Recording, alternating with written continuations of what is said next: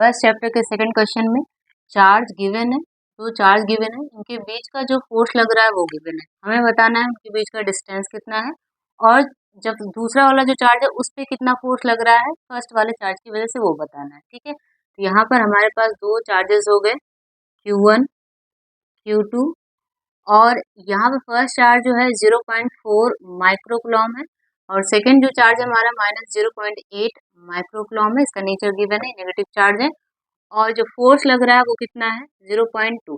Force कैसा बता रहे हैं, जो फर्स्ट चार्ज है सेकंड पे फोर्स लगा रहा है वो इतना है। ठीक है, मीन्स यहाँ पे F12 की वैल्यू गिवन है, यहाँ पे हमें जो बताना है वो क्या बताना है F21 की वैल्यू हमें बताना है और साथ में हमें क्या बताना है कि दोनों के बीच का जो डिस्टेंस है वो कितना होगा ये बताना है। ठीक है, हमारे पास फार्मूला है F12 equal K Q1 Q2 upon R²। इसकी वैल्यू गिवन है 0.2 मीन्स 2 × 10⁻⁻1 इसको हम लिख सकते हैं। ओके, और फिर ये हो गया K की वैल्यू 9 × 10⁻9 और Q1 यहाँ पर माइक्रोकुलॉम है जिसको हम चेंज कर देंगे किसमें 0.4 × 10⁻⁻6 इसको लिख सकते हैं 4 × 10⁻⁻7 कूलम, ऐसा लिख सकते हैं। इसको भी 8 × 10⁻⁻7 कूलम हम लिख सकते हैं।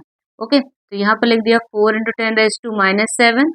अगेन इसके लिए लिख रहे हैं Q2 के लिए 8 × 10⁻⁻7 और R की वैल्यू यहाँ पे हमें बतानी ही है R²। ओके, यहाँ से 2 से इसको डिवाइड कर दिया 2 हो गया, इसको लिख सकते हैं 1/10।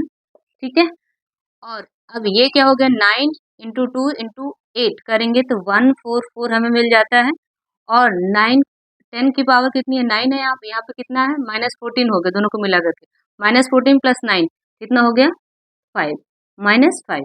ओके, R², तो हम इसको लिख सकते हैं R² इक्वल 144 × 10⁻⁻5 इंटू ये क्या हो जाएगा 10, तो ये क्या मिल जाएगा यहाँ से 144 × 10⁻⁴।